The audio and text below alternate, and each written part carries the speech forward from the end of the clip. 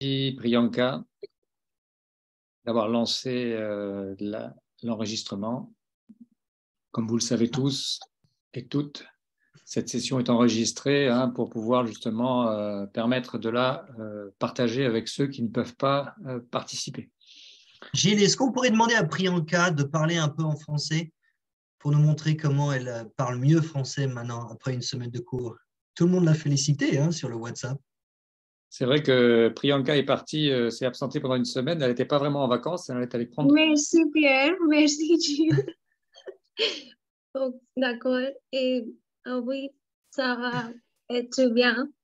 C'était très bien et j'ai appris quelques stratégies, comment enseigner aux débutants de la langue française.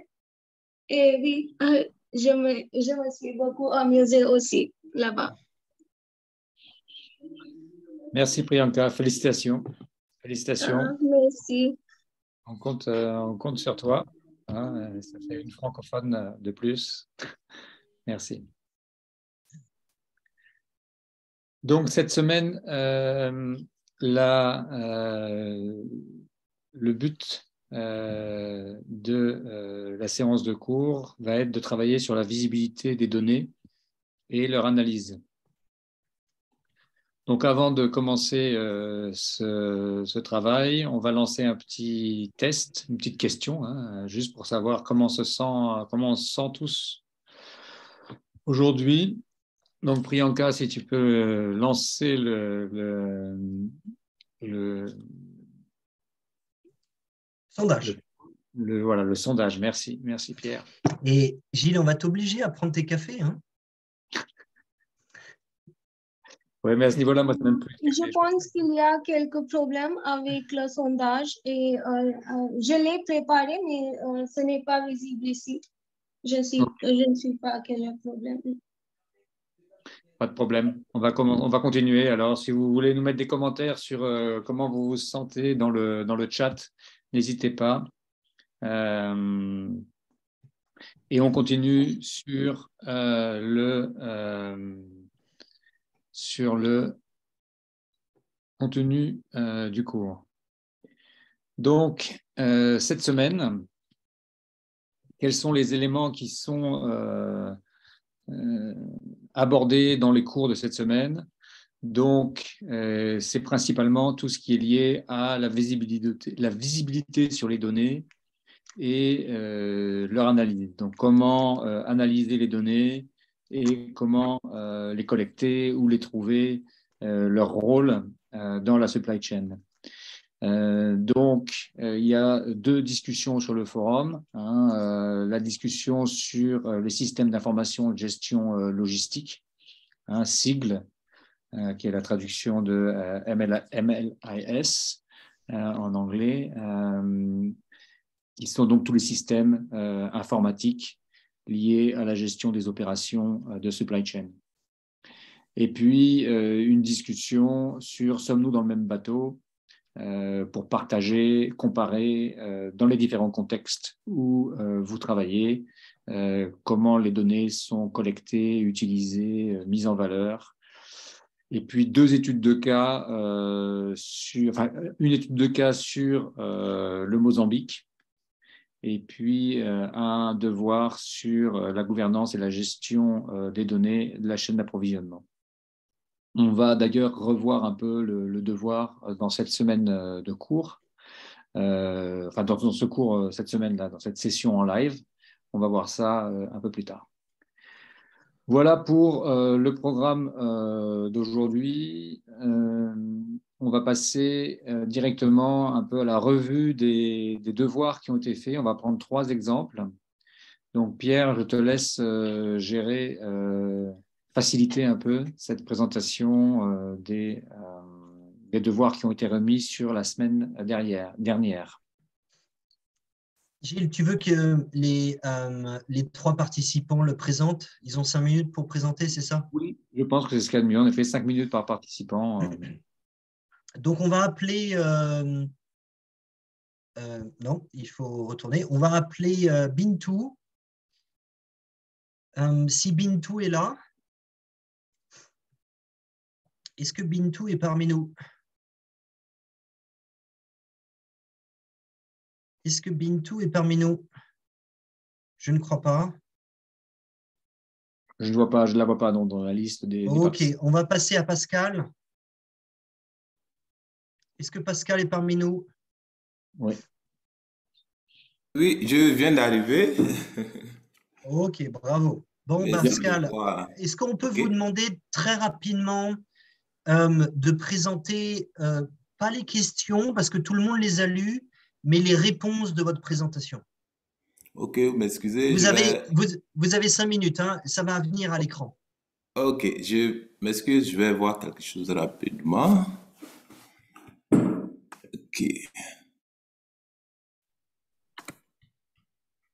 Je donne le. So Ok, Priyanka, j'avais un problème de I will take manipulation. over. Ok. Priyanka, I will take over the slide and then show it to Ok, Pascal. d'accord. Alors, la Ok, première ok, question, d'accord. Ouais, allez-y. ok. Je peux passer à la présentation. Allez-y. Ok. C'est moi qui vais tourner les diapos, hein, donc vous pouvez D'accord, il n'y a pas de commencer. souci, ça marche. Vous voulez que je lise seulement, mais je présente comme ça, c'est pas de souci. Vous lisez, vous nous expliquez un peu les réponses. Ah, ok, d'accord, d'accord. D'accord. Euh, Ok, donc je suis là. Donc là, la Ok, question, c'est où allez-vous collecter les données? Qu'est-ce que vous nous répondez? voilà, ok. Je réponds que les données, d'abord, seront collectées à différents niveaux, comme ce que je l'ai dit. Et alors, au niveau district, bon, d'abord au niveau central, régional, district et au niveau des partenaires techniques et financiers, et en collaboration avec les différents points focaux de la gestion de la chaîne d'appro. Voilà. Donc, il faut dire que pour ce qui concerne le Burkina Faso, c'est comme on le dit par rapport à l'organisation du système de santé. Et c'est comme ça, est-ce que c'est fait de cette façon et également aussi que les données sont collectées. Voilà, de façon pour suivre un peu cette même logique. Voilà. Donc, et par rapport aux différentes documentations et les expériences aussi sur terrain aussi, j'ai pu constater qu'effectivement, on pourrait, les types de données qu'on pourrait collecter, ces données peuvent être classées en deux catégories de données, c'est-à-dire des données quantitatives et des données qualitatives. Donc, ce qui concerne les données qualitatives, d'une part, voilà, on a dit que on pourrait, j'ai dit, voilà, on pourrait les avoir au niveau des services logistiques, des services de suivi et évaluation, des rapports financiers annuels, des bilans périodiques. Il faut dire qu'effectivement, à tous les niveaux, les données quantitatives dont je suis en train de citer là sont, on peut les récolter aisément. Voilà, Et on peut facilement Pascal, une question pour vous. Qu'est-ce que peut vous donner? Alors, il faudrait que vous nous détailliez. Hein, quel coût, quelle information pourrait-vous donner le niveau central, le niveau régional et le niveau district? Ok. C'est ma première question. Est-ce que vous voulez citez-moi les types de données?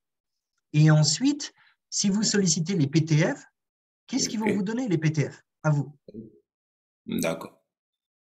D'accord. Bon, je vais me baser sur l'expérience que j'ai. Il faut dire au niveau central, par exemple, pour ce qui concerne spécifiquement le programme MTN, les différentes données que nous collectons sur place là-bas, nous avons des données en rapport avec les quantités qui nous parviennent au niveau du programme, les quantités que nous devrons distribuer, les quantités de médicaments à distribuer.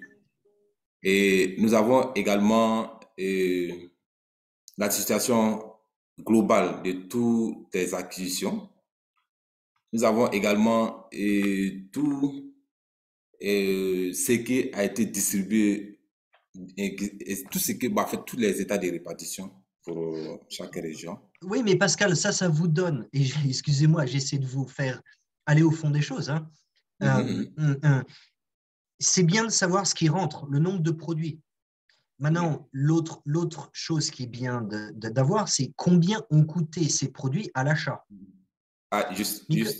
Oui, c'est ça. Mais ensuite, vous dites de savoir qu'est-ce qui a été distribué du central au niveau périphérique. Ça ne vous donne pas d'informations sur les coûts.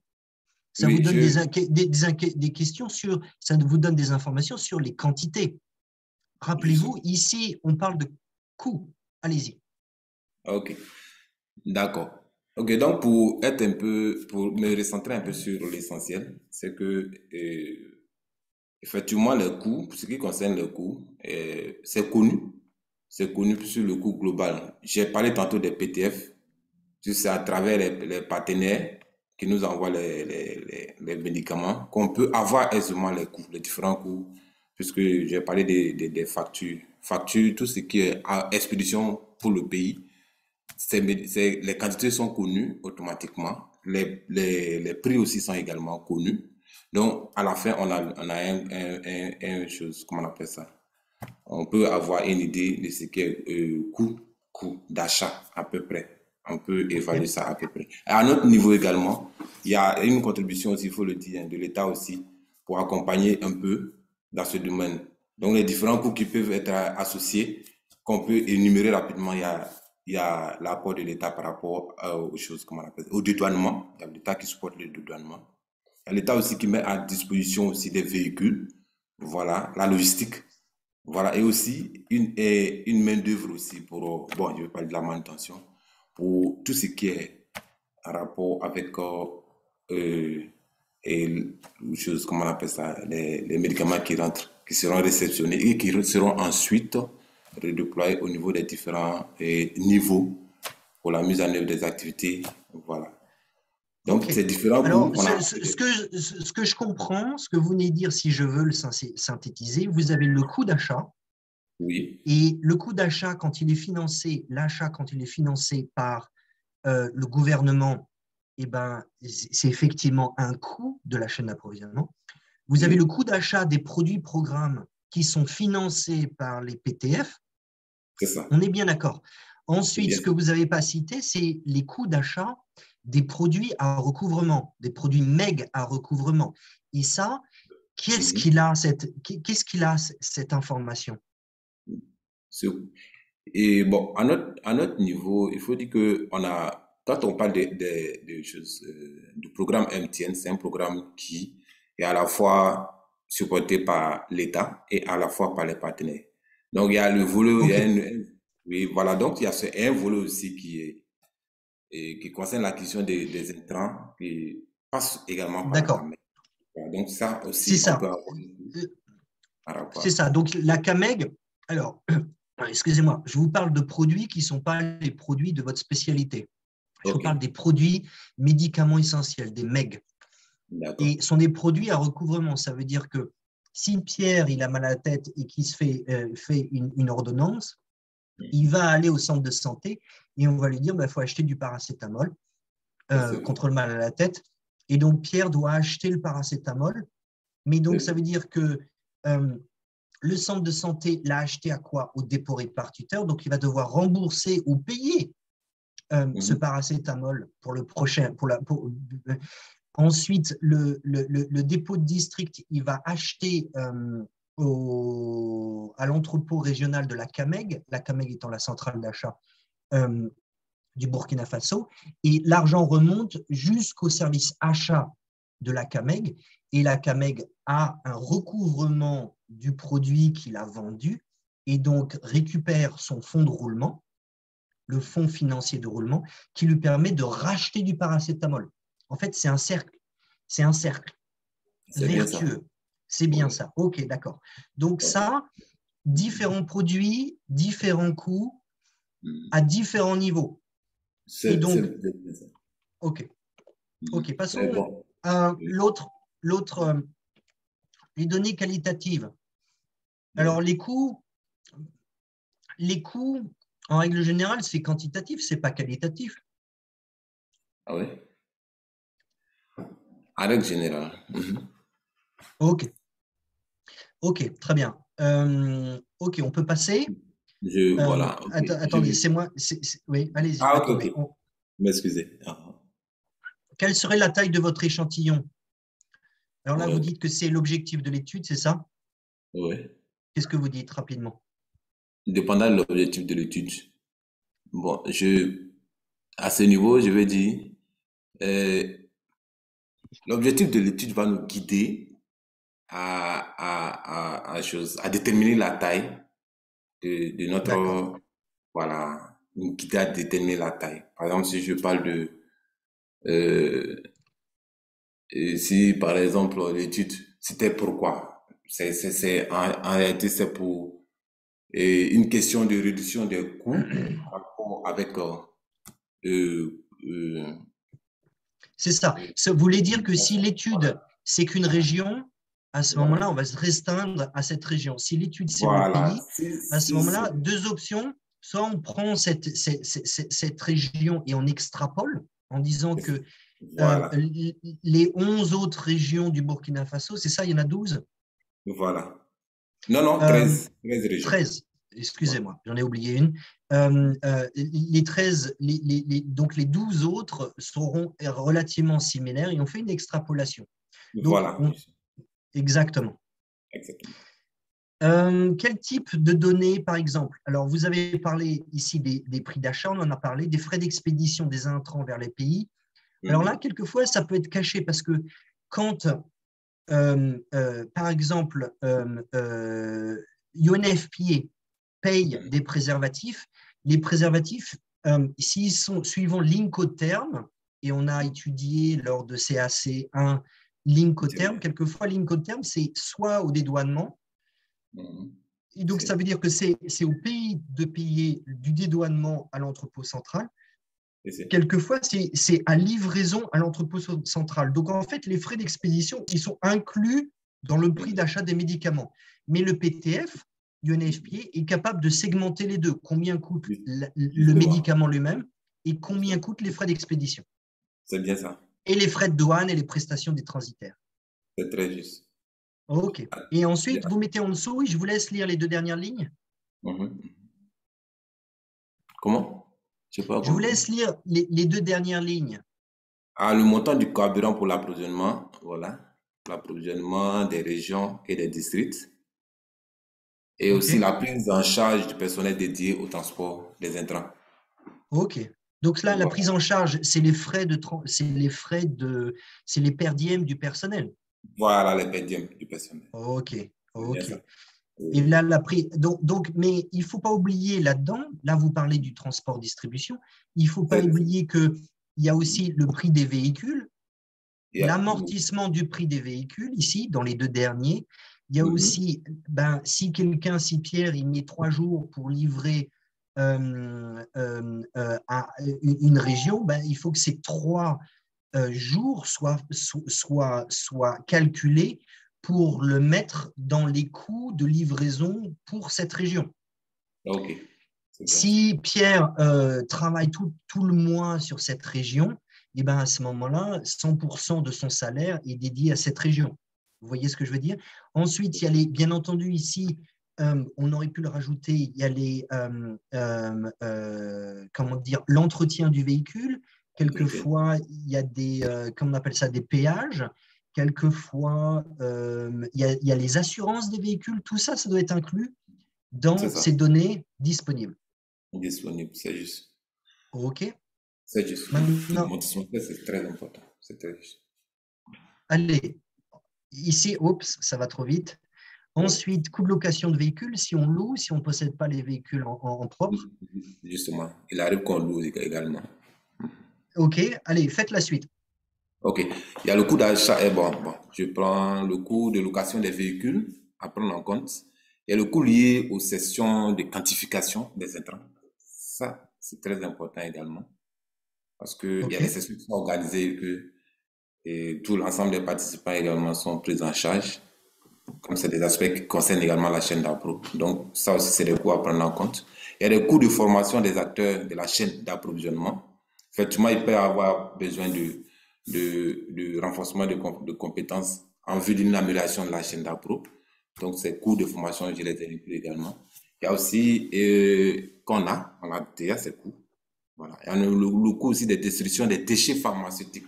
Ça, c'est très bien, ça. Voilà. Et tout ça, ce sont des coûts qui sont disponibles et qui sont directement liés également à la gestion de la chaîne d'appro que j'ai pris en OK. compte. Il y a aussi le coût de réalisation des audits de gestion des médicaments également. Tout ça dans le cadre de la gestion de Oui, la chaîne. alors les coûts de réalisation des audits, c'est globalement les PTF qui font des audits ou des évaluations. Oui, Et vous oui, voyez, actuellement, je suis impliqué dans le costing du Niger. Et effectivement, ce qu'on veut mettre, c'est combien USAID donne à Chemonix pour faire oui. des évaluations, pour faire ce genre de choses. Ça doit rentrer Mhm. dans le coût total. Et c'est bien de l'avoir mis. Destruction Oui, des déchets, beaucoup de gens l'oublient, mais oui, effectivement, ça doit être inclus. Et donc là, vous citez sur le transport, il y a le coût oui, direct et le coût indirect. C'est ça, oui, exactement. c'est bien ça.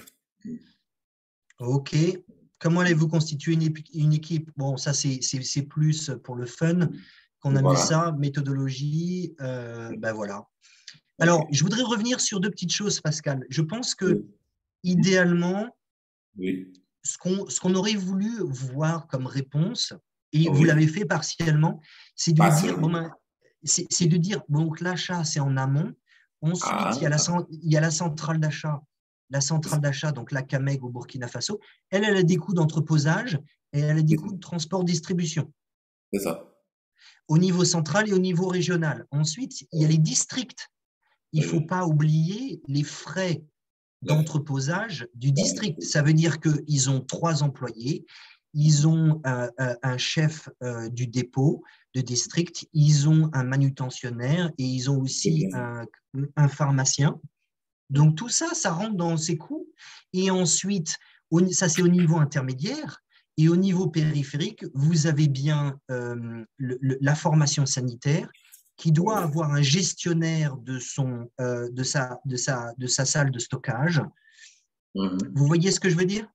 Oui, c'est le gestionnaire des dépôts, mec.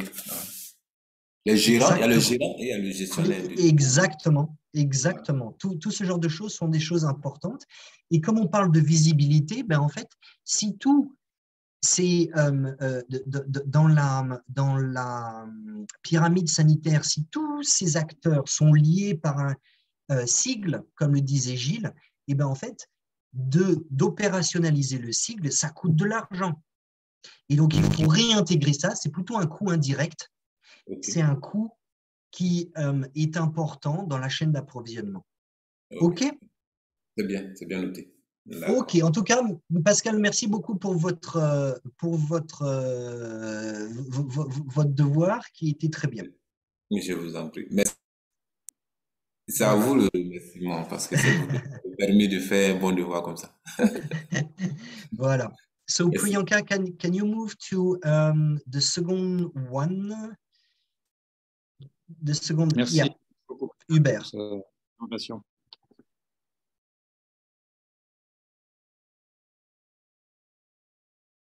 Hubert, OK. vous êtes là, hein?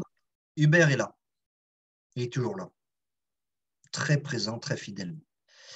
Alors, voilà. Là, c'est les questions. On peut passer ça.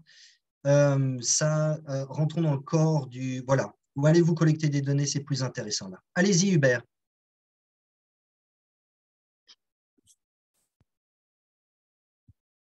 Ben non, il n'est pas là.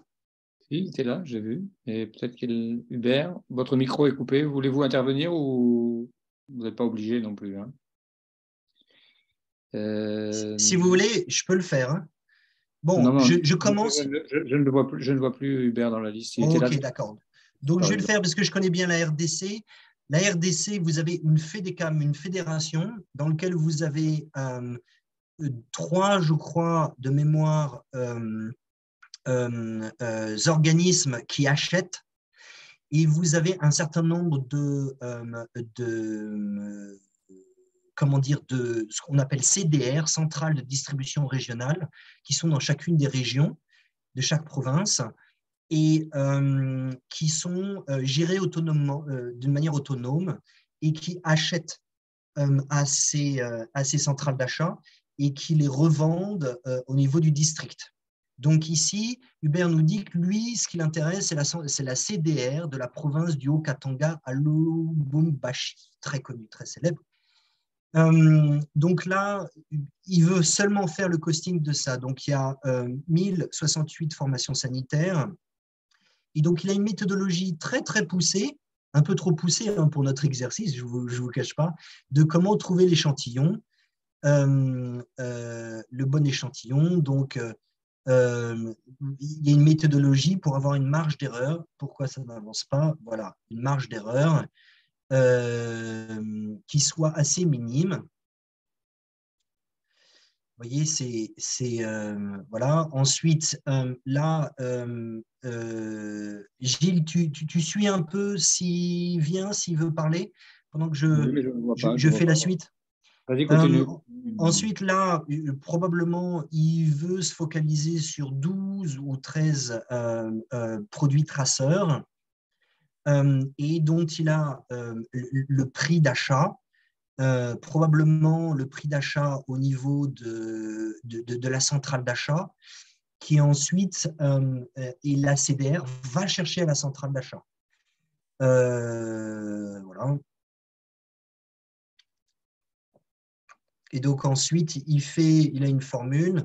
Alors, on voulait plus être dans le théorique, hein, mais ici, Hubert nous a fait un très beau calcul.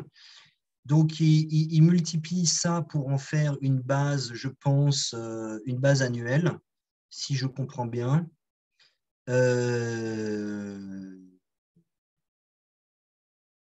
Non, bon, non, il a calculé, en fait, vous voyez ici, par exemple, le dernier, il a le prix d'achat qui est multiplié par, oui, peut-être que c'est la quantité annuelle, et puis il a le coût total. Voilà, c'est une manière de voir les choses aussi. Est-ce qu'il nous reste du temps ou vous voulez que Gilles, tu veux que Non, mais c'est bon. Je pense qu'on va continuer parce qu'on a pris Ok. pas mal de temps déjà pour revoir cet exercice. Donc, merci à vous toutes et à vous tous. Il y en a qui l'ont peut-être pas encore fait d'ailleurs, hein, qui sont un peu, parce qu'il y a des gens qui sont un peu. Tout le monde n'est pas au même niveau dans le cours, hein. Donc, pour ceux qui n'ont pas encore fait cet exercice, ben, ça vous donne un peu, ça vous donne un peu des indications pour y répondre. On apprécie bien quand c'est en effet comme ça, quand les exercices, les devoirs sont remis sur PowerPoint ou de manière comme ça, c'est assez clair. Ça permet en fait de bien revoir ce qui est le contenu et puis ça permet aussi peut-être, ça facilite aussi une présentation en classe. Donc, merci beaucoup. Voici les avancées, hein. Progression des participants sur le cours. Donc, voilà, on voit qu'il y a un trio de tête, hein, vraiment, avec Boris, Idrissa et Hubert. On vous félicite hein, pour avoir tenu le temps. On sait que c'est compliqué, on sait que c'est beaucoup de temps, que vous avez tous des agendas très chargés. Donc vraiment, félicitations à tous ceux qui arrivent à être cette semaine déjà en deuxième semaine sur le module 3. Bon, félicitations aussi à tous ceux qui ont débuté, ceux qui sont encore en retard, qui n'ont pas encore commencé. Vraiment, on vous engage à le faire parce que là, il y a une semaine, bon, déjà une semaine qui est écoulée, on est dans la deuxième semaine. Après, ça va être difficile de tout rattraper. Donc vraiment, il vaut mieux essayer de prendre, allez, on va dire 15 minutes, 20 minutes, une demi-heure par jour, hein, faire une demi-heure tous les jours que de devoir faire un week-end par semaine. C'est parfois plus simple hein, pour progresser. Voilà. Aujourd'hui, donc, comme on l'a dit, on va travailler sur la visibilité des données et la chaîne d'approvisionnement. Vous savez comment on travaille en général, hein, on discute sur les points clés, on essaye voilà, de travailler ensemble. Et puis, on va... voilà, vous savez comment on travaille, vous levez la main, vous posez les questions, voilà, vous partagez directement sur le chat si besoin. Donc, ce slide-là, hein, c'est un slide qui est sorti, qu'on a déjà montré la semaine dernière, je crois, on le montre, il est assez présent dans ce cours. Il structure un peu le cours.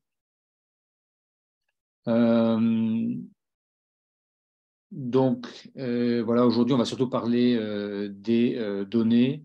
Et en effet, c'est vrai que les données permettent quand même de faire beaucoup de choses hein, en termes d'analyse. Alors, ce n'est pas tout, hein. Il faut faire attention de ne pas tomber dans l'excès, hein, à vouloir toujours tout baser sur les données. Et parfois, aujourd'hui, on a un peu trop tendance à penser que l'accès aux données, le contrôle sur les données, données informatiques, et quand on dit données, on pense tout de suite à système d'information, les données sont compilées dans les systèmes d'information. On pense que c'est ça qui va régler tous les problèmes.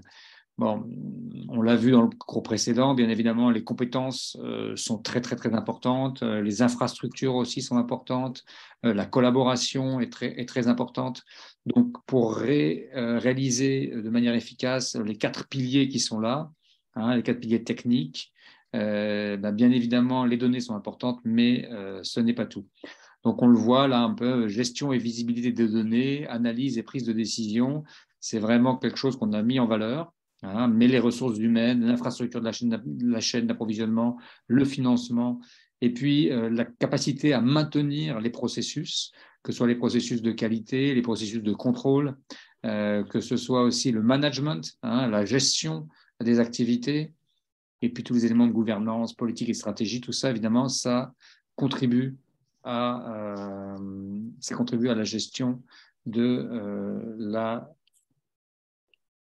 chaîne d'approvisionnement de la supply chain.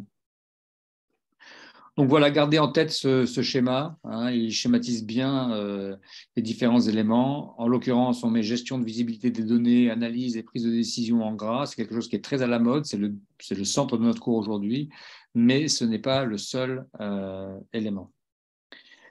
Donc, on va faire une discussion un peu. Donc, n'hésitez pas là, à répondre en levant la main. N'hésitez pas non plus les prises de parole directes. Hein, si jamais il y a un blanc, il y a une opportunité pour pouvoir discuter. Et sinon, en utilisant le chat.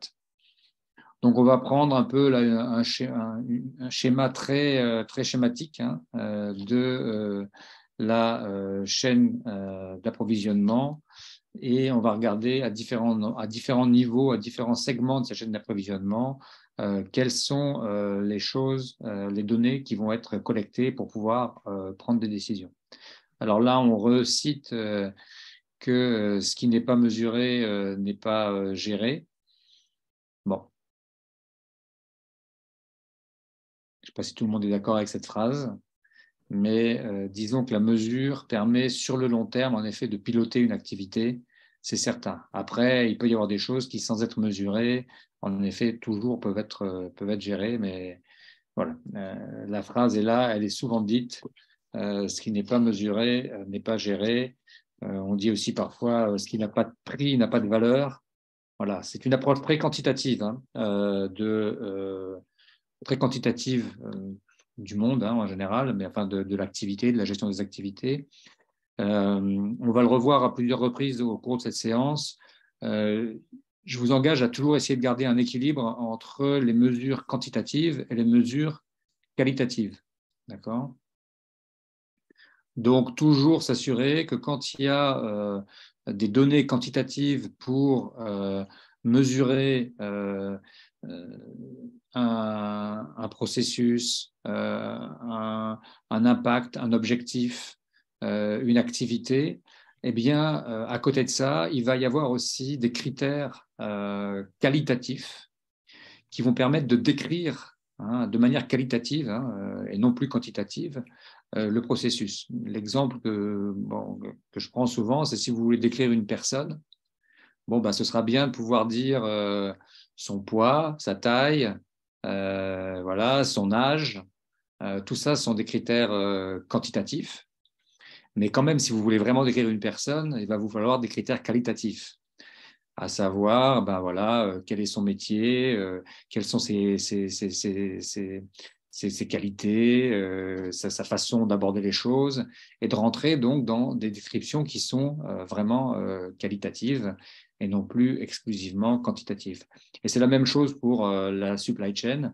Si vous utilisez que des critères quantitatifs, vous allez être très limité pour comprendre de manière très efficace ce qui se passe exactement. Voilà. Donc, pendant que je parlais, je pense que vous avez tous eu et toutes eu assez de temps pour regarder les questions qui sont posées. Donc, j'imagine que sans trop attendre, il va y avoir une foule de suggestions qui vont apparaître sur le chat ou des levées de main qui vont apparaître. Donc, quels sont, entre le premier segment, qui va du pilote de la chaîne d'approvisionnement, c'est-à-dire la centrale d'achat, centrale d'achat par exemple, qui va passer une commande à un fournisseur. Donc, quelles sont les données qui peuvent être utiles, qu'on va vouloir collecter sur ce segment? Alors, est-ce qu'il y a des suggestions, des discussions? Quelqu'un veut prendre un commentaire? Si quelqu'un veut lever la main et commenter un peu les 4 points, n'hésitez pas. Quelles sont les données qui vous semblent importantes de collecter quand on passe la commande? Donc là, on a la centrale d'achat qui passe une commande au fournisseur. Sur ce processus-là, quelles sont les données qui vont être intéressantes à collecter sur la durée? Ensuite, on va avoir l'expédition du fournisseur jusqu'à l'entrepôt central. Donc, dans ce flux de transport entre l'usine du fournisseur et l'entrepôt central qui réceptionne les commandes, quelles sont les informations qui sont intéressantes? Puis de l'entrepôt central aux entrepôts régionaux, aux entrepôts secondaires, est-ce qu'il y a des informations qui sont importantes à collecter pour ensuite, sur la durée, pouvoir prendre les décisions importantes? Et puis finalement, de l'entrepôt régional vers les centres de santé, formation sanitaire, centres de santé, les centres de santé secondaires, quelles sont les informations qui vont être? Alors Sonia, merci. Merci. Les produits par quantité, en effet, quelle quantité de produits vont être commandés? C'est quelque chose qui va être intéressant, qui va permettre sur le long terme, quand on sort toutes les données du système, de savoir combien de produits on a commandé par mois, par trimestre, par année. Et ça donne des informations importantes pour suivre l'activité. Gilles, comment il y a un nom spécifique pour cette base de données? Est-ce qu'on pourrait poser cette question à Sonia?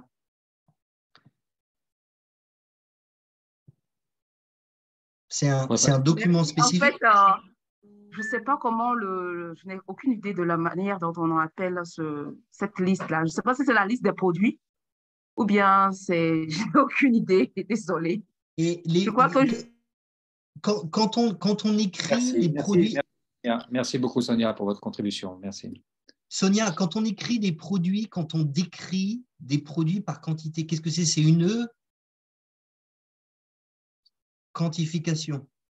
Ouais, ça s'appelle la quantification. Donc, les produits par quantité, en effet, ça peut être le bon de commande. En effet, toutes les informations du bon de commande vont être archivées. Alors, en général, elles sont archivées dans un fichier Excel. Donc, on va avoir toutes ces informations-là. En effet, Boris, vous avez tout à fait raison. Donc, voilà, il y a beaucoup d'informations qui arrivent. En effet, donc Sonia, merci. En effet, les produits par quantité. Vous avez raison, donc la liste des produits qui ont été achetés, le prix d'achat des produits, les informations qui sont liées au bon de commande, en effet, les quantités, oui, la quantification, vous l'avez dit, la consommation par produit. Alors, la consommation par produit, Fadila, ce n'est pas à ce niveau-là qu'on va la retrouver. Ce n'est pas à ce niveau-là, ce n'est pas au niveau du point 1, puisque les produits sont consommés au niveau 4, en fait. Donc, c'est au point 4 de l'élément qu'on va voir les informations de consommation. Mais c'est une information qui est bien évidemment très importante. Gilles, vous avez...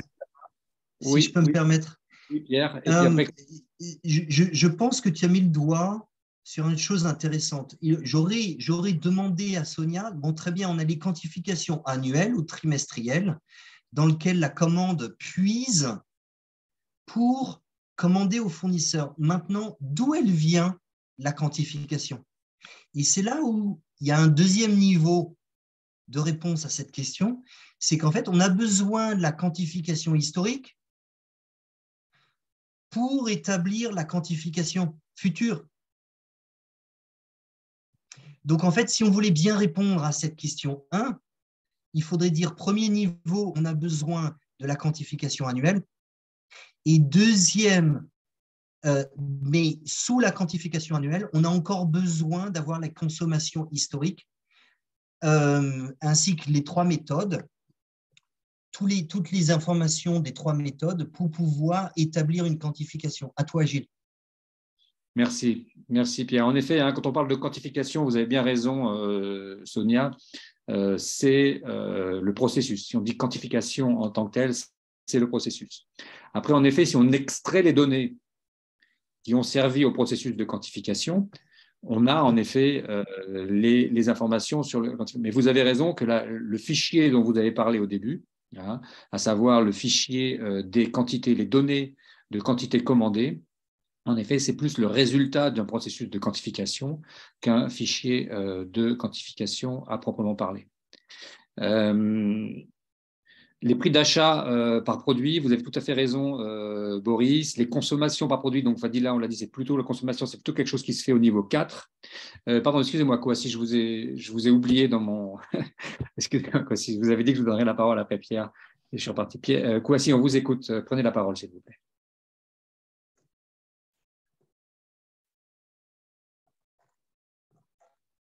Ah, non, Kouassi. Bon, la main a disparu, le micro est fermé.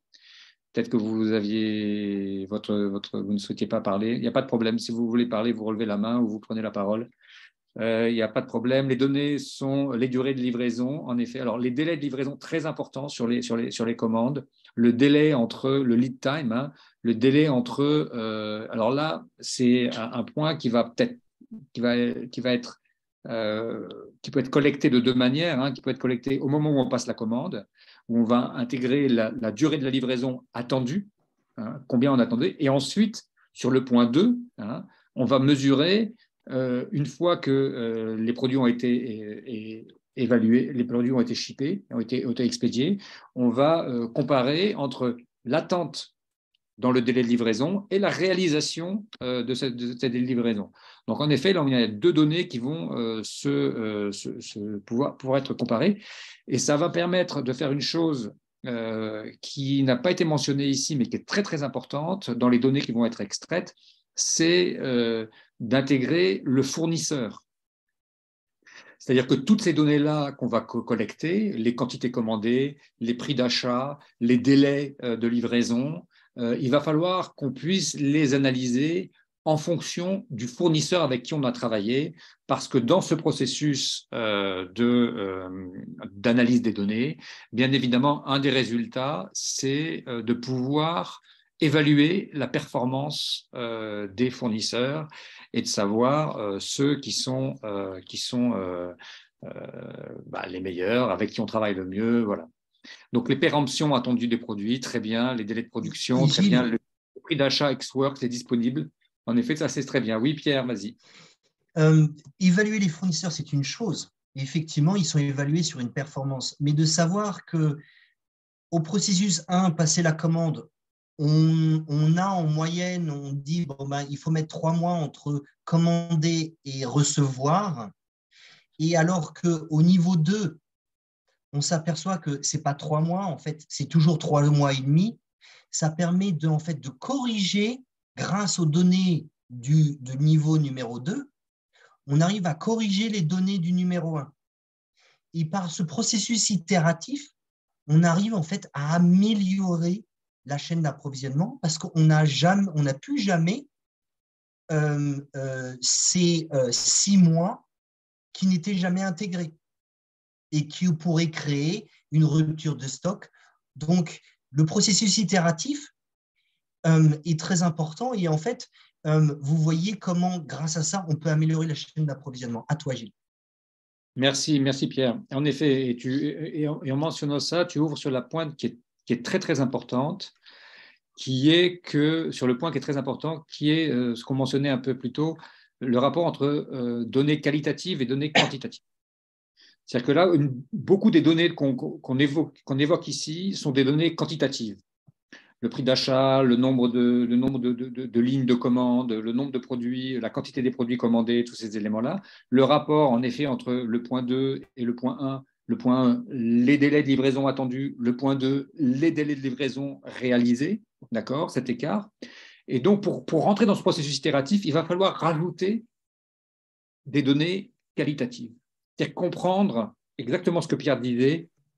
Qu'est-ce qu'il y a derrière les 6 mois ou les 6 mois extra, pourquoi il y a toujours un retard? Et là, on va s'asseoir autour de la table, on va échanger avec le fournisseur, on va travailler, on va regarder le processus. Et c'est ainsi qu'on va se rendre compte qu'en fait, ces délais, si ça se trouve, ce n'est pas de la faute du fournisseur. Donc, en effet, ce n'est pas qu'une question d'évaluer le fournisseur, c'est une question d'évaluer la relation, la collaboration entre un donneur d'ordre et un partenaire.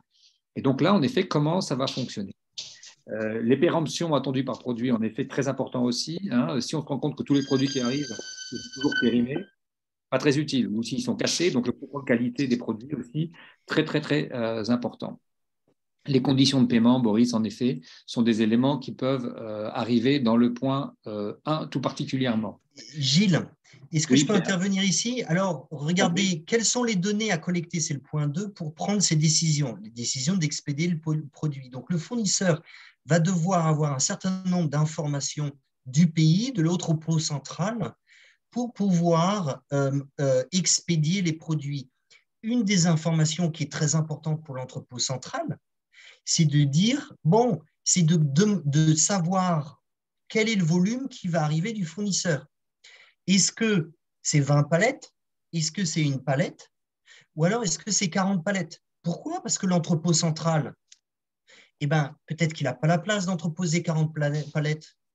Et donc, si l'entrepôt central obtient cette information, va pouvoir dire au fournisseur, ah non, je n'ai pas la place pour 40 palettes parce que USAID m'a envoyé d'autres produits et je pourrais avoir 20 places de palettes disponibles que dans un mois. Est-ce que vous ne pouvez pas segmenter votre expédition en 2 expéditions? Tout ça, c'est des choses extrêmement importantes, notamment dans un contexte où souvent la centrale d'achat et l'entrepôt central reçoivent des PTF, des quantités astronomiques, et il n'a globalement jamais suffisamment d'espace pour accommoder quelquefois 12 mois de stock qui arrivent en une fois. Ce qui est, dans mes discussions avec les centrales d'achat, toujours un gros problème parce que ça asphyxie les centrales d'achat. À toi, Gilles. Merci, merci Pierre. Merci. Donc, oui, Pascal, vous avez levé la main. Voilà, en fait, je voulais un peu aborder un peu dans le même sens que Monsieur Pierre. Voilà, il faut dire qu'effectivement, au niveau et cette année, bon, en 2019 plutôt, avec l'avènement du Covid-19, on a effectivement constaté ce problème de stockage. Il faut dire qu'on a reçu des quantités énormes d'intrants pour la prise en charge du Covid. Et donc, du coup, si cette information, vous n'avez pas partagé ça avec vos fournisseurs, ça cause énormément de problèmes. Il y a une des quantités énormes de produits que vous avez commandés, et alors que dans le même temps aussi, il y avait des dotations de la part des PTF aussi pour la prise en charge du COVID. Donc, je pense que ça, c'est un fait très important vraiment à soulever, surtout le volume de commandes et échanger beaucoup avec les fournisseurs par rapport à l'espace disponible pour recevoir les différentes expéditions. Voilà, merci. C'était ma partie. Merci, merci beaucoup. En effet, hein, c'est un point très important. Encore une fois, de la collaboration, hein, et puis voilà, des échanges assez réguliers C'est ça qui permet en effet de bien avancer. Donc, si on continue un peu comme ça, là, donc sur la ligne 2, hein, on a déjà évoqué pas mal d'éléments hein, quand on a parlé du point 1 qui touchait le point 2. Est-ce qu'il y a des suggestions particulières, hein, spécifiques à l'expédition des produits? Quelles données on va vouloir mesurer entre l'usine qui produit les médicaments ou le matériel médical et l'entrepôt central qui va recevoir ces médicaments? Donc, on a déjà dit qu'on voulait regarder, par exemple, le temps de livraison entre le moment de la commande, le moment de production et la livraison. Ça c'est un élément important. Est-ce qu'il y a d'autres éléments particuliers que vous allez vouloir prendre en compte? Tous les pharmaciens, là, ils ont plein d'idées, normalement. Ils devraient avoir plein d'idées. Le dernier point qui avait été soulevé par Adeoti Adikatulai, oui, en effet, aussi, à ce moment-là, en effet, les conditions de conservation du produit, on va voir le packaging dans lequel ça arrive. Donc, ça, ce sont des données qui sont importantes, des données qui sont à la fois quantitatives et qualitatives. Là, par exemple, pour décrire le type de packaging qui a été utilisé par le fournisseur, il va falloir rentrer dans les détails qualitatifs. Le quantitatif ne suffira pas. La capacité de stockage, Sonia, en effet, comme ça a été évoqué à l'instant par Pierre et par Pascal. Merci. Les dates de péremption, en effet, les dates de péremption, est-ce que les produits qui arrivent sont bien en termes de qualité, respectent bien les normes de qualité qui avaient été prévues? Donc, ça inclut les dates de péremption, mais ça inclut aussi d'autres éléments liés à la qualité des produits, le test hein, des produits, est-ce qu'ils correspondent bien à la commande qui a été passée?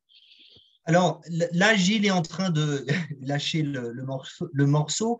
C'est qu'en fait, entre l'entrepôt central et le fournisseur, il y a à la fois le produit, mais à la fois le contrôle qualité du produit. Et en fait, c'est pour ça que je sollicitais les pharmaciens et ceux qui sont impliqués dans le contrôle qualité et l'assurance qualité. Souvent, avant de recevoir le produit, l'entrepôt central va demander, la centrale d'achat va demander, envoyez-nous vos certificats de bonne qualité. Donc, c'est le couple produit-fournisseur. Normalement, quand c'est de l'argent international, il faut que ça soit préqualifié OMS, premièrement, ou deuxièmement, il faut que ça soit préqualifié selon les critères de la centrale d'achat. Donc, ici, il y a une foule d'informations qui passent du fournisseur à l'entrepôt central ou à la centrale d'achat et qui permettent de prendre des décisions. Oui, on accepte vos produits. Non, on n'accepte pas de vos produits. On les accepte à cette date, on ne les accepte pas à une autre date. À toi, Gilles. Merci Pierre. Juste avant de passer la parole à Pascal puis à Marc, juste un élément pour dire en effet que la prise de rendez-vous hein, est très importante. Hein. On l'a vu pour s'assurer qu'il n'y a pas ces problèmes de surstockage ou d'attente lors de la livraison. Donc, voilà. Donc, Pascal, on vous écoute. Vous avez levé la main. Ok, merci beaucoup. Je voulais passer la main aussi à Marc, mais je dis bon, c'est pas grave. Comme depuis le matin, je parle. Ok, bon, c'est pas. En fait, je voulais un peu revenir par rapport à ce qui se passe entre le fournisseur et la structure qui doit passer la commande. Voilà, un peu, c'est pour parler un peu de l'expérience que nous aussi on vit. Effectivement, pour les quantités commandées, vous ne pouvez pas commander les produits comme ça à l'extérieur et les recevoir comme ça sans un processus. Il y a un processus qui est là. Par exemple, au Burkina Faso, il y a une agence qui régule tout ça, qu'on appelle l'agence de régulation, agence nationale de réglementation pharmaceutique. Voilà. Donc, cette agence qui va vous donner l'autorisation, c'est-à-dire l'autorisation de commander ce produit auprès de vos fournisseurs à l'extérieur. Et donc, une fois que vous avez cette autorisation, c'est cette autorisation maintenant qui permet à ce fournisseur-là qui lui permet de vous envoyer aisément toutes les quantités que vous avez commandées. Donc, au préalable. Pascal, vous parlez de l'autorisation de mise sur le marché? Non. parce que tout produit qui doit rentrer sur le territoire burkinabé doit forcément avoir l'aval de l'Agence nationale des régulations pharmaceutiques. Il doit donner l'autorisation pour que ce produit puisse entrer. Ah, d'accord. Mais ça, voilà. l'agence, elle ne régule pas les commandes, elle régule les importations. Et les importations, mais justement, si vous n'avez pas cette autorisation, vous ne pouvez pas l'importer également. Oui, je suis d'accord, mais ça veut dire que n'importe qui peut commander à l'extérieur. Maintenant, les produits risquent de ne pas être importés parce que l'agence de régulation n'a pas donné son feu vert. D'accord. Donc, l'agence de régulation ne régule pas la commande vers le fournisseur. Elle régule l'importation. L'importation, voilà. Elle régule l'importation, voilà. Donc, tout ce qui concerne les autorisations de mise sur le marché, c'est l'agence qui règle ces aspects. Tout ce qui concerne également les autorisations spéciales d'importation également, c'est l'agence qui délivre toutes ces autorisations. Donc, c'était un peu...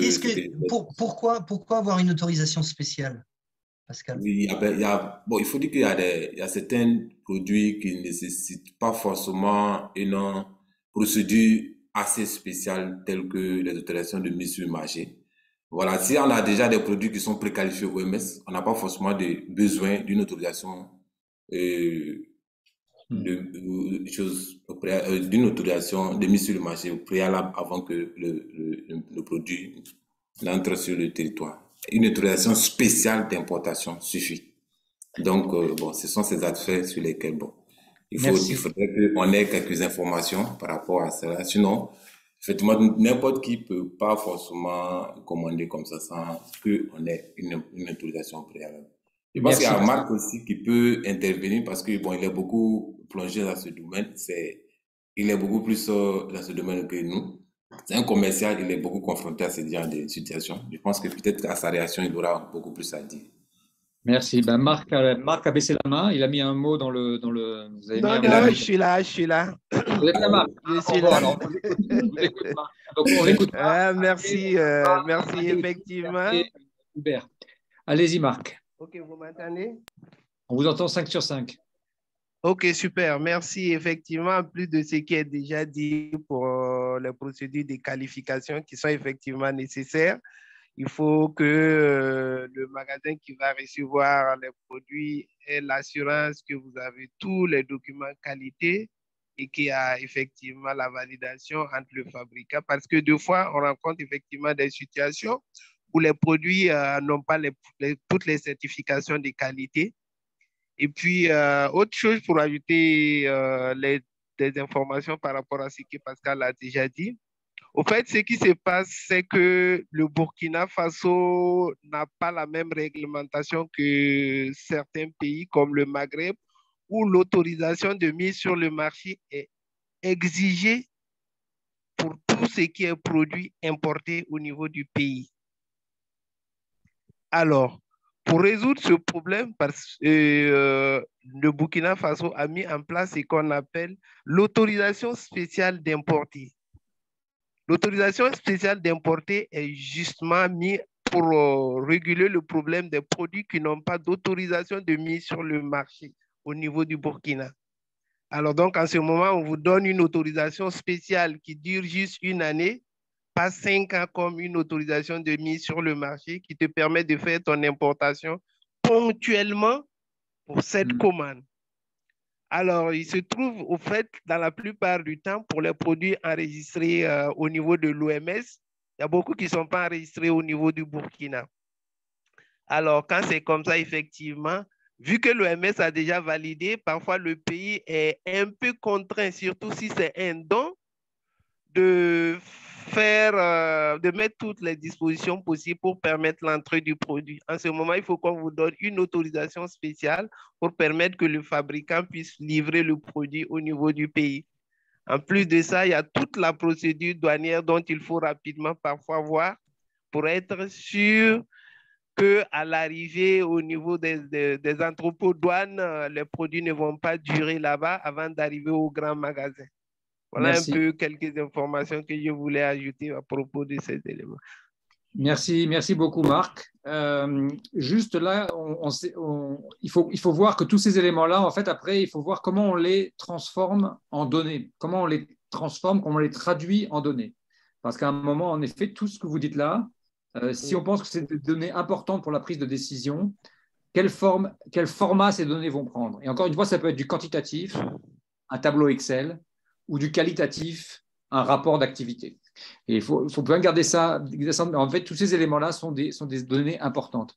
Rapidement, Adikatou, on vous écoute. Ah, vous avez baissé la main juste quand je vous donne. Ah non, voilà. Oui, j'ai baissé juste la main. Merci, Gilles. J'ai juste baissé la main parce que je voulais appuyer un peu cette autorisation spéciale d'importation qui n'est pas seulement appliquée pour les médicaments, mais aussi qui existe au Bénin, délivrée par la BRP, l'Agence béninoise de régulation pharmaceutique, mais qui est valable aussi pour les vaccins.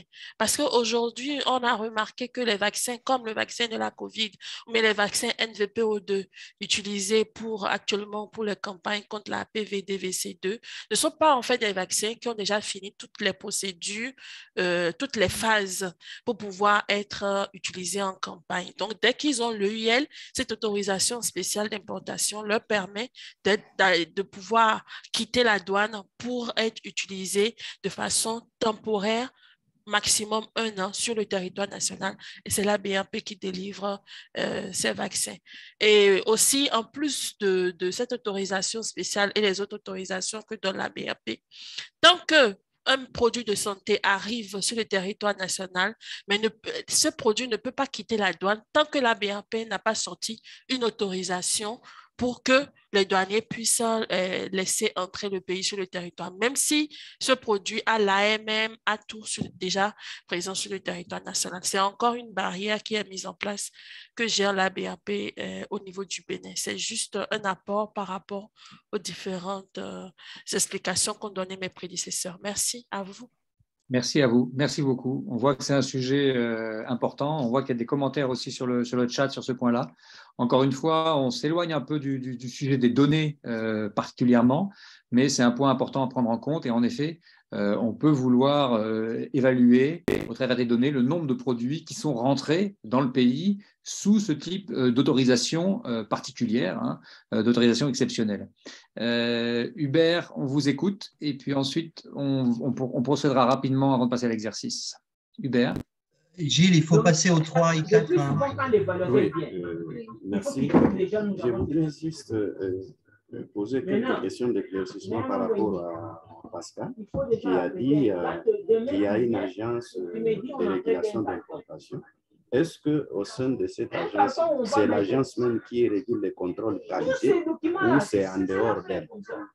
Et si c'est en dehors d'elle, à quel moment les contrôles qualité s'effectuent?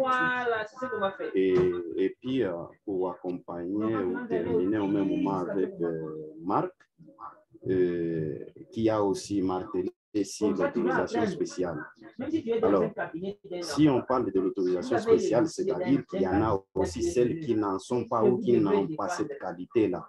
Maintenant, quels sont les éléments qui entrent en jeu pour pouvoir accorder aux demandeurs la qualité de cette demande-là spéciale? Merci.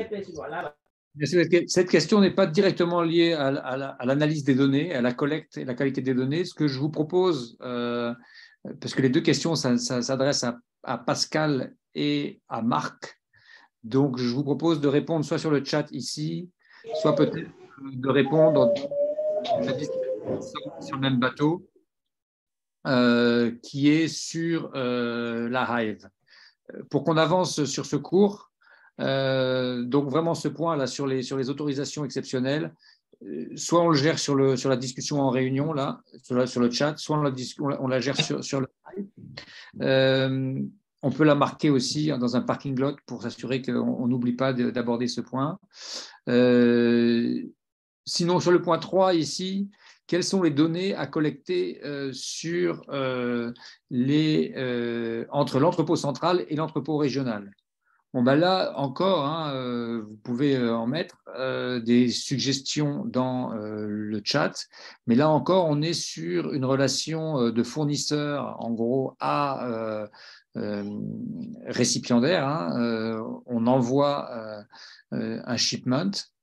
Et là, en effet, les informations vont être à peu près les mêmes que ce qu'il peut y avoir dans la relation avec le fournisseur, à savoir les délais de livraison, le nombre de commandes qui sont arrivées en niveau de qualité satisfaisant, niveau de quantité satisfaisant, dans les délais satisfaisants, qui ont été livrés au bon endroit, qui sont arrivées complètes en un seul shipment, comparé à celles qui sont arrivées de manière fractionnée. Est-ce qu'il a fallu envoyer 4 expéditions pour que la commande soit complétée, ou est-ce que ça s'est fait en une seule fois? Ces éléments-là sont importants.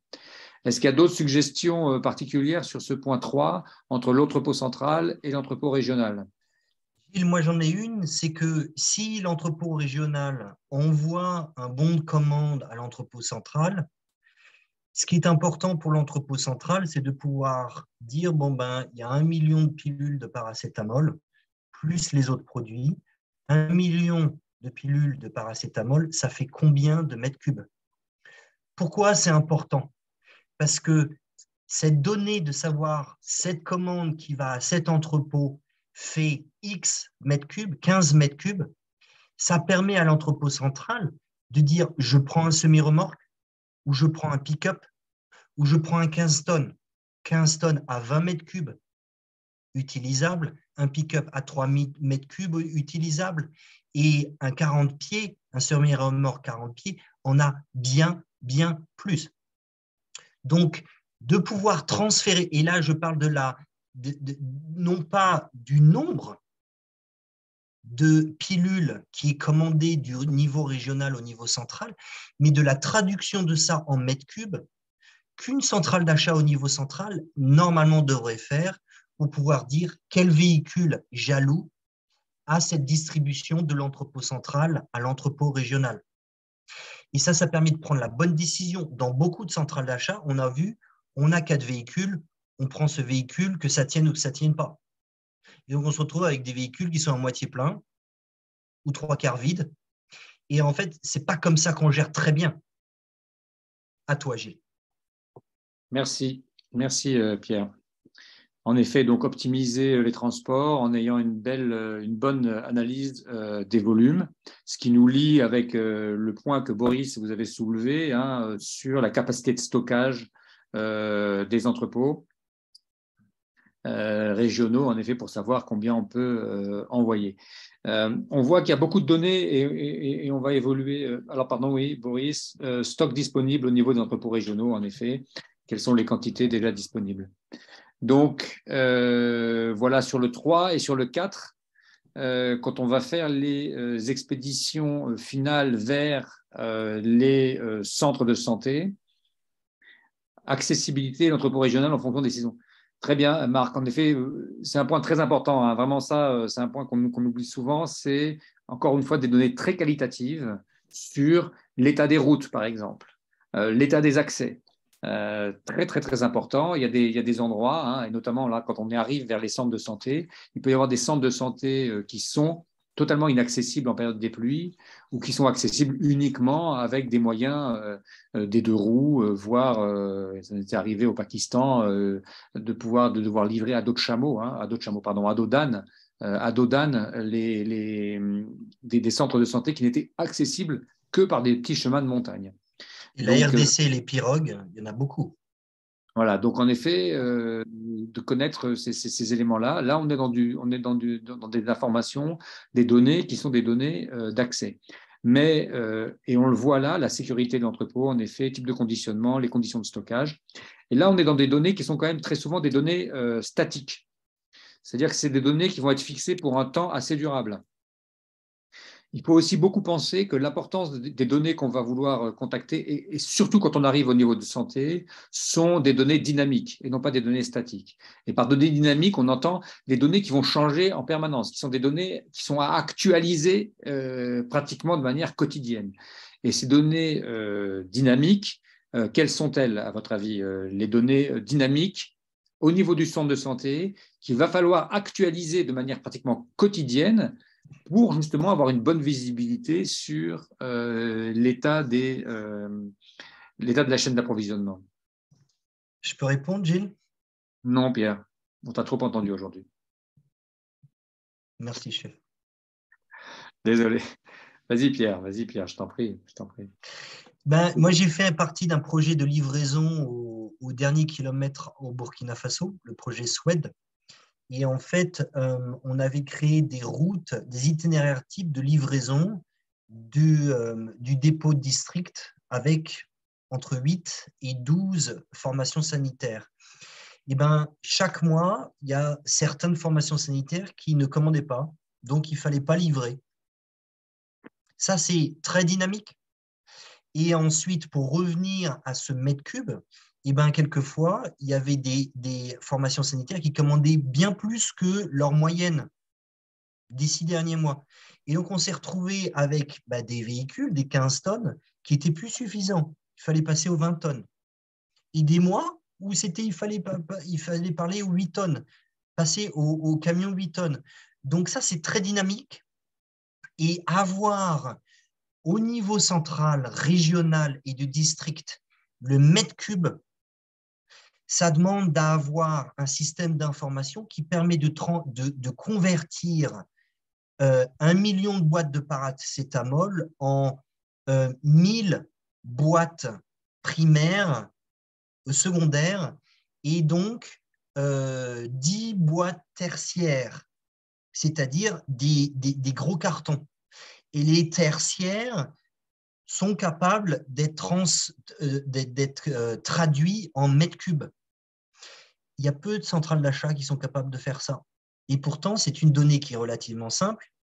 Vous dites, voilà, la taille de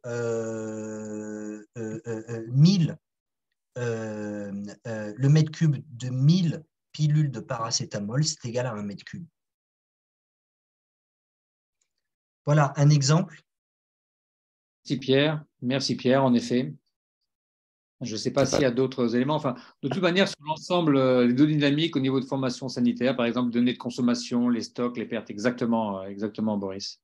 En effet, c'est tout ça qui, en effet, va faire évoluer les éléments qui sont nécessaires. En fait, en gros, si vous prenez vos données, on a évoqué… Oui, Monsieur Kouassi, c'est Kouassi ou Kouadio le prénom?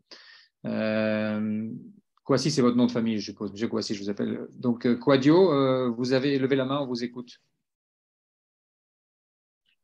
Il faut aussi parler de la situation sécuritaire au moment où on passe de la commande de l'entrepôt régional à l'entrepôt du district, par exemple. Tout à l'heure, vous avez aussi parlé des itinéraires. Oui, les itinéraires peuvent déjà même déterminer depuis l'entrepôt central. C'est-à-dire, par exemple, si je dois de l'entrepôt central, je dois aller aux régions. Selon les itinéraires, je peux savoir sur l'itinéraire que je vais emprunter, si je peux déjà approvisionner le maximum d'entrepôts régionaux. Donc, il faut déterminer le circuit d'approvisionnement, c'est aussi important. Et puis, le temps d'expédition entre les entrepôts régionaux et les districts et tenu compte aussi de la situation sécuritaire du moment également. C'est ce que je voudrais dire. Merci.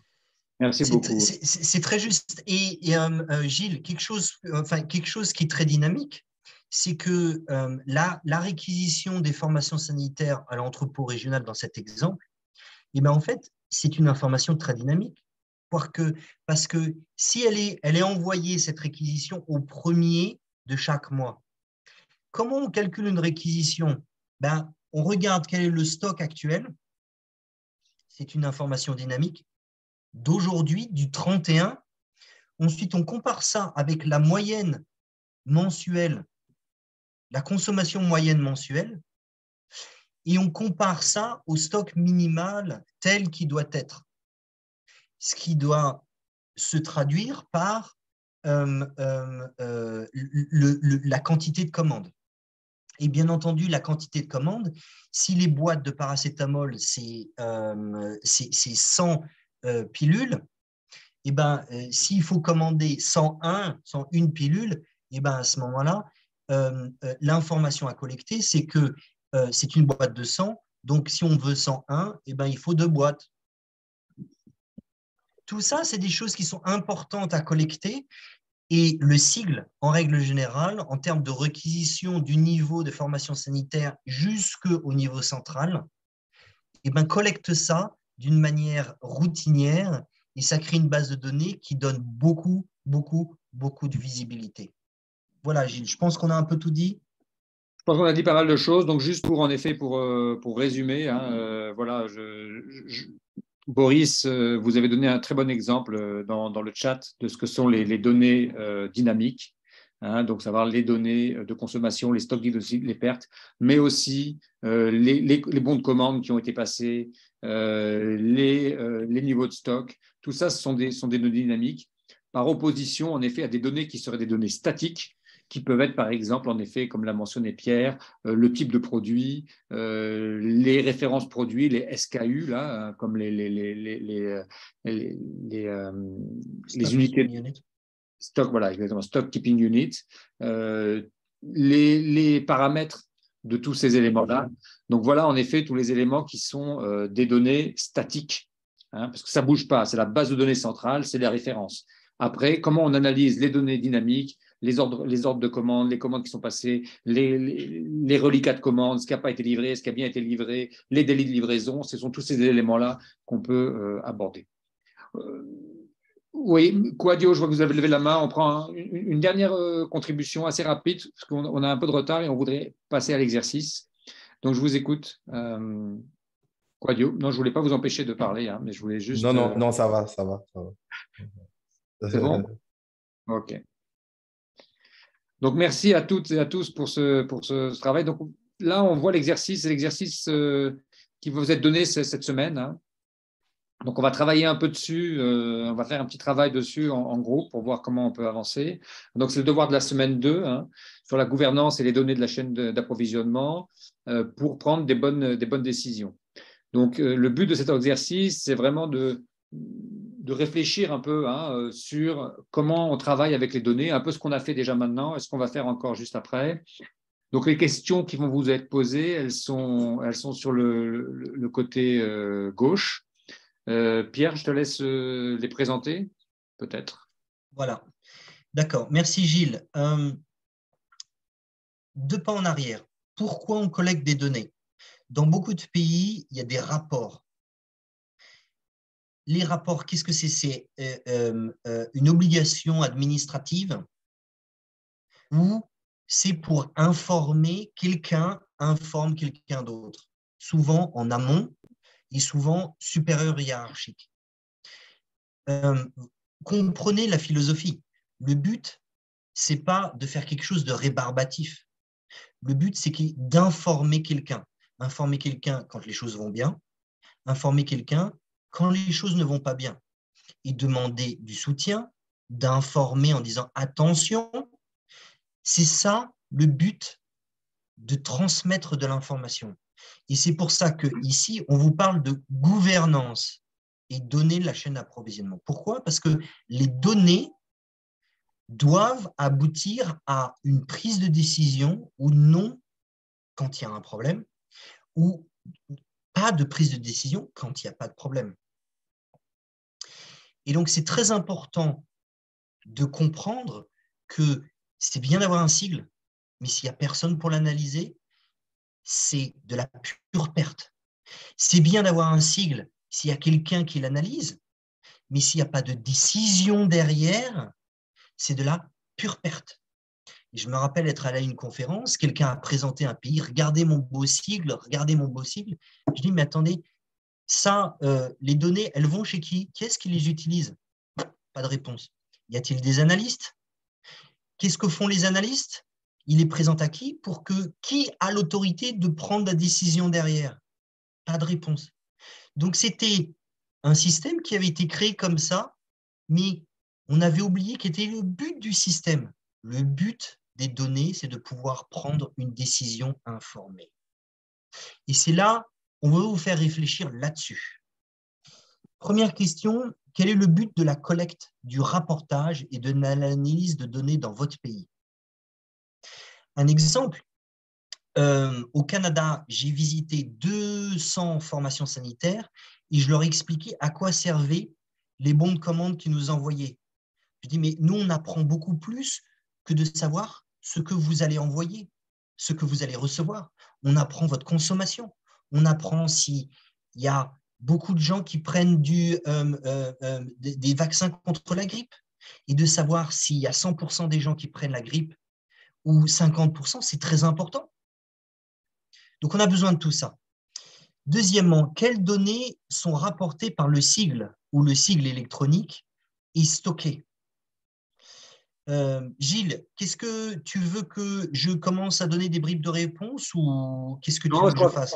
Non, c'est juste bien clarifier, poser des enjeux et on va passer tout de suite à l'exercice de toute manière. Donc, c'est juste pour dérouler. D'accord. Quelles données sont rapportées par le sigle? Ça, je l'ai un peu déjà dit, ou le e-sigle.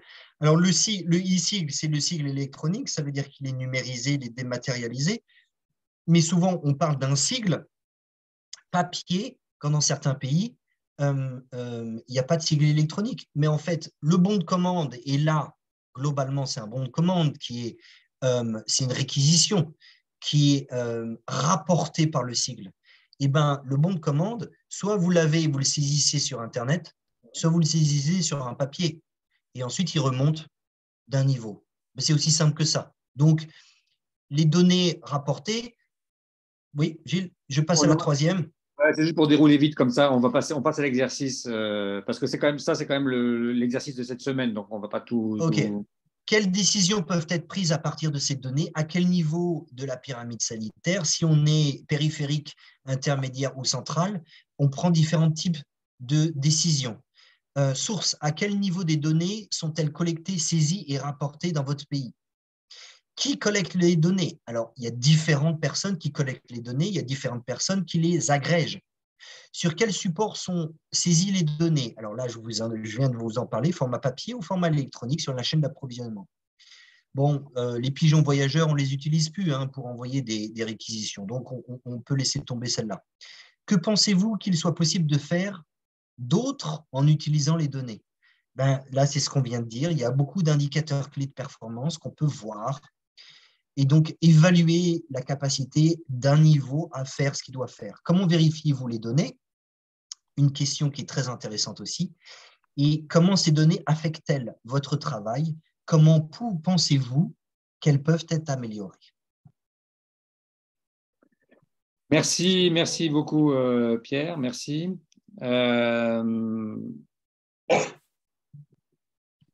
On va maintenant passer aux exercices. On va passer en sous-groupe. Donc, il y a 3 diapositives, c'est ça? C'est ça, il y a 3 diapositives. Il y a 2 diapositives que toi et moi, on va saisir. Donc, je partage rapidement l'écran. Sonia, est-ce que voulez-vous nous faire un rapide compte-rendu de la discussion que vous avez facilitée? D'accord, merci. Donc, dans notre groupe, nous avons discuté et voilà rapidement ce qui a résulté de nos échanges par rapport aux données qui peuvent être collectées à partir des décisions à prendre. Nous avons, pour la planification de la distribution des dépôts, le nombre de formations, région, district sanitaire, taille de la population, en général les données démographiques, quantité de produits par centre de santé, en mode push ou en mode pull selon la réquisition, l'état de la route, l'état de la route avec tous les paramètres liés au réseau routier, la qualité, les distances et autres entre les centres de santé et puis les dépôts régionaux, le niveau des moyens de transport, la capacité de stockage. Qu'est-ce que c'est que le niveau de transport, Sonia? Je ne comprends pas. Le niveau de moyens de transport, le niveau des moyens de transport. En fait, je crois qu'on parlait en général des moyens de transport. Les capacités des camions. Ah, oui, ok. Oui. Donc, il y a la capacité de stockage aussi au niveau des centres de santé. Par rapport aux sources, on a comme le temps était court, on a uniquement choisi les sources qui semblent être les plus compliquées à trouver. Dans ce cas, on se disait que c'était l'état de réseau routier, comment avoir la cartographie, avoir toutes les informations complètes. Donc, on disait que généralement en Afrique de l'Ouest, nous avons le Centre national de sécurité routière, mais je crois qu'en RDC ici, c'est un peu plus compliqué. Les collègues disaient tout à l'heure que ça n'existait pas, qu'on n'a pas un centre ou bien une structure où on peut aller, on peut recevoir, collecter toutes ces informations. Il faut se renseigner auprès des gens, des riverains, collecter les informations et constituer soi-même la base de données. Donc, pour la deuxième décision, conclure des accords cadres avec les fournisseurs pharmaceutiques. Les données, nous avons les délais de livraison, les types de produits fournis, les statuts des fournisseurs, les références historiques des activités des fournisseurs. Donc, là aussi, on a opté pour juste donner rapidement l'une des sources qui est l'attestation de bonne fin d'exécution, qui doit permettre d'avoir la satisfaction des anciens clients, à savoir si le fournisseur a de bonnes références. Et le dernier, louer les camions. Pour louer les camions, qu'est-ce qu'il faut? Le nombre et le type de camions disponibles, certificat de contrôle technique, documents de bord, quantité de commande, distance anticipée, prévoir les prix kilomètres et le répertoire des transporteurs. Évidemment, ce n'est sûrement pas exhaustif. Et là, on a parlé de la source, l'Office national des chargeurs, qui nous permettrait d'avoir le répertoire des transporteurs. Donc, un peu pour ramasser, c'est ce qu'on a eu à discuter par rapport au premier exercice à faire. Le deuxième exercice, on ne l'a malheureusement pas terminé, mais on l'a entamé. Ici, il fallait partir des données et savoir quel genre de décision qui pouvait être prise. Pour le premier élément, c'était les espaces de stockage net disponibles dans tous les entrepôts régionaux à une date donnée, au 31 du mois. Donc, par rapport à ça, on a proposé qu'on pouvait avoir un plan de distribution, de répartition par zone. On peut avoir aussi, bon, je crois qu'il y a un qui s'embrique dans l'autre, la définition du volume à distribuer dans chaque entrepôt. Et maintenant, pour le deuxième, qu'on a pu rapidement aussi apporter, pour lequel on a pu rapidement apporter des informations, les stocks disponibles aujourd'hui de paracétamol à tous les niveaux. Qu'est-ce qu'on peut faire avec? On peut décider de la livraison ou pas au niveau des entrepôts intermédiaires ou bien au niveau périphérique, de la quantité à livrer et des commandes à faire. Je crois qu'on avait parlé de 2 ou 3 trucs, mais le temps ne nous avait pas permis de les compléter, notamment le nombre de camions qu'il faudrait ou bien le nombre de moyens de transport ou bien la capacité. Après une répartition, les capacités, les volumes de transport qu'il faudra utiliser pour acheminer les informations. Donc, voilà de manière ramassée le travail qu'on a pu faire dans le temps qui nous avait été alloué. Je vous remercie. Merci beaucoup Sonia d'avoir pris le temps et l'énergie de faire cette présentation. Ces slides-là seront partagés après. On va écouter le groupe de Pierre et puis on va discuter un peu justement sur les contenus et les priorités à donner aux informations. Comme on l'a dit, de toute manière, il n'y a pas de réponse définitive à ça. Il y a beaucoup de possibilités. Donc, merci Pierre, on t'écoute. Assez rapidement, parce qu'il ne reste que 5 minutes, puis on donne un débrief après, donc on compte sur ta précision.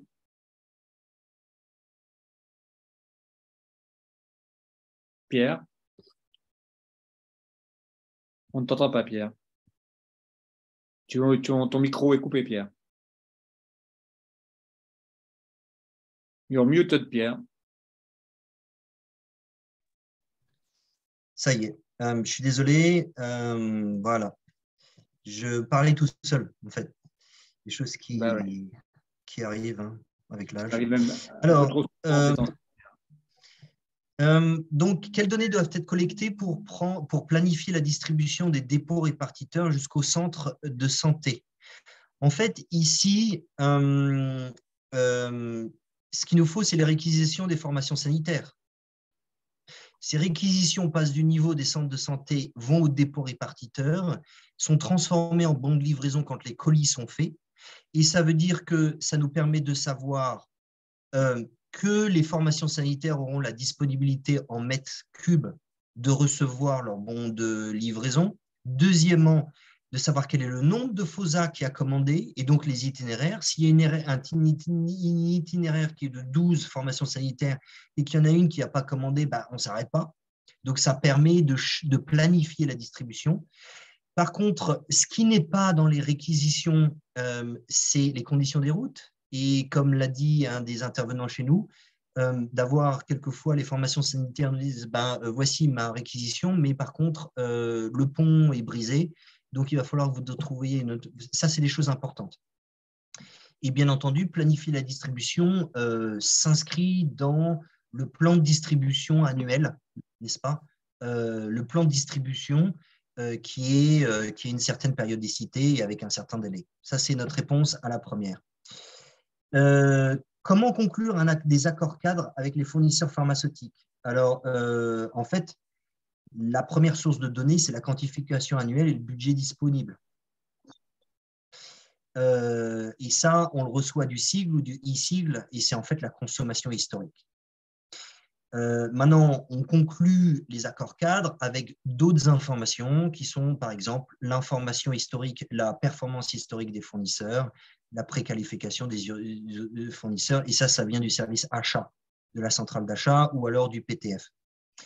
Quelles données collectées pour louer des camions? Pour le transport du niveau central au niveau de district, encore une fois, ce sont les réquisitions des dépôts de district, mais qui sont traduits en mètres cubes. Ça nous permet de savoir quel type de véhicule. Il nous faut aussi la distance du niveau central au district. Et il faut aussi quel type de produits transportés, réfrigérés, congelés, etc. Et aussi, on peut se poser la question, mais ce n'est pas totalement le but de cette question, la performance historique des transporteurs. N'est-ce pas? Et là, la source, c'est les réquisitions des dépôts de district, première source d'information. Et deuxième source d'information, c'est comment traduire ces réquisitions de produits en quantité, en mètres cubes par boîte, ce qui permet d'obtenir les réquisitions en mètres cubes.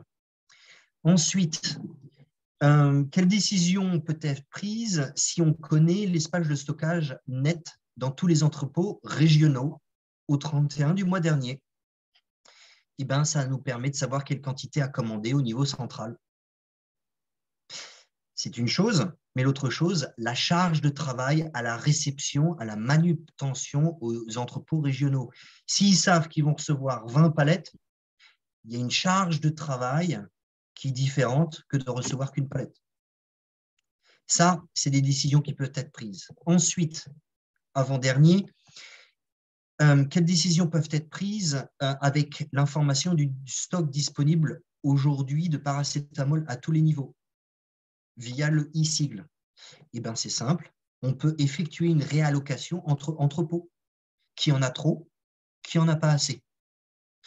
Et ensuite, on peut savoir qui surstocke et qui sous-stocke, qui est un corollaire de la réallocation. Et ensuite, on peut alerter sur les péremptions proches, puisqu'on a une visibilité de tous les stocks disponibles. Et dernier point, stock de préservatifs livrés ce mois-ci des entrepôts intermédiaires au centre de santé, ça nous permet, si on arrive à le transformer en mètres cubes, de choisir les véhicules. Et ça permet aussi de savoir qui a commandé trop ou qui a commandé pas assez. À toi, Gilles. Merci beaucoup, Pierre. Donc, merci pour ces travaux. Alors, juste quand même, parce que les questions, en fait, tous les points qui ont été suggérés sont tout à fait pertinents. Donc, il n'y a pas de point non pertinent qui aurait été partagé. Par contre, c'est vrai que dans le cadre d'un exercice comme ça, et peut-être dans le cadre de l'exercice que vous allez faire, puisque c'est l'exercice que vous avez à faire cette semaine, je vous engagerai à être très spécifique sur des aspects vraiment, alors je voudrais dire, de gestion. On parlait tout à l'heure de données dynamiques et de données statiques. Vraiment, voilà, de travailler un peu sur qu'est-ce qui va vous permettre de gérer la supply chain. Voilà. Parce que les données dont on parle sur l'état des routes, c'est des éléments qui sont très importants, mais ce serait bien de se recentrer un peu sur notamment toutes les données qui sont disponibles dans le système d'information.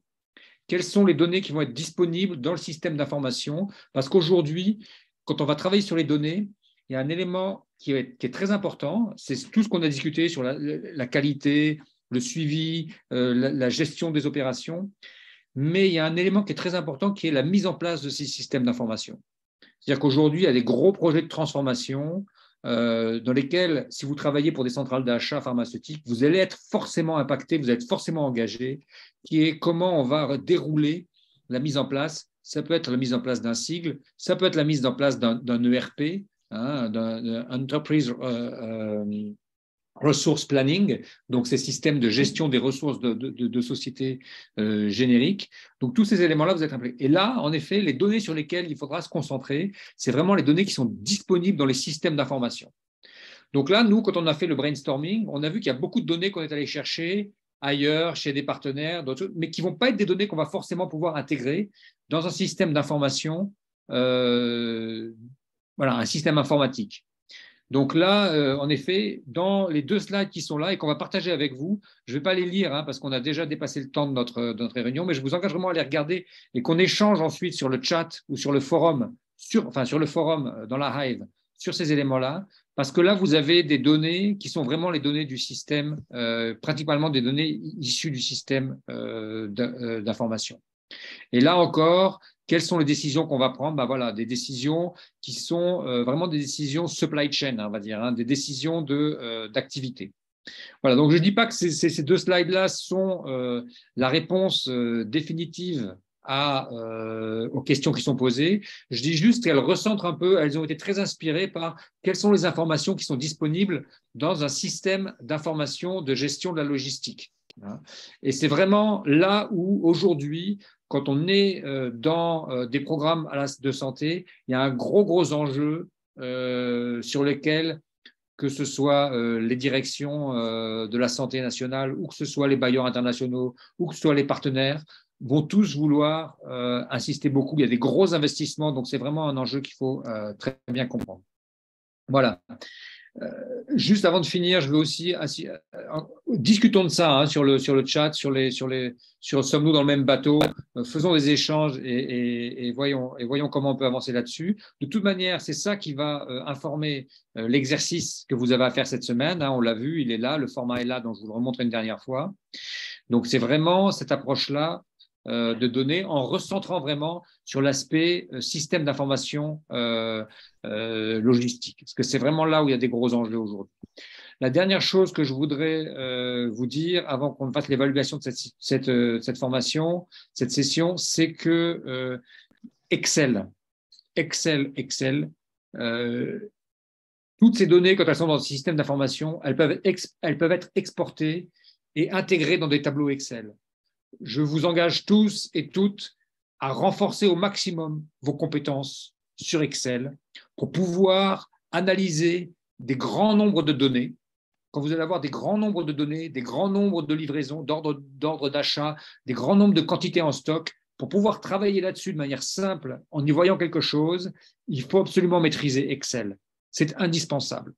Donc vraiment, je vous engage tous, si vous êtes intéressés par cette histoire de données, de gestion de données, de trouver il y a des tutos, il y a des tutos qui sont disponibles sur YouTube qui peuvent déjà vous donner des premiers aspects. Et notamment sur Excel, il y a une fonction que je vous engage à vraiment travailler, c'est les croisées dynamiques, les tableaux croisés dynamiques.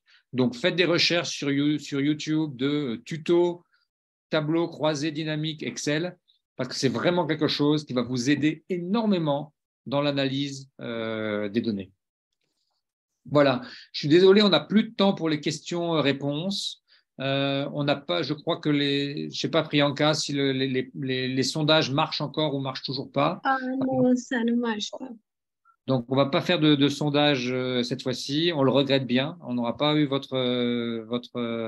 retours. Échangeons sur ce sujet-là. Continuons à échanger sur ce sujet-là sur la Hive, sur les différents forums qu'on peut avoir en interne, ou sur sommes-nous dans le même bateau. C'est vraiment un sujet d'importance. C'est un sujet très, très, très, très, très important. Donc, vraiment, on compte sur vous pour vraiment poser les questions, faire ce travail avec l'exercice, et puis qu'on essaie de débriefer peut-être à la prochaine session. On essaiera de prendre aussi, comme ça, comme on l'a fait là, une manière peut-être un peu plus interactive qu'aujourd'hui, pour revoir un peu les réponses que vous avez apportées à ces exercices. Je vous remercie beaucoup pour votre participation.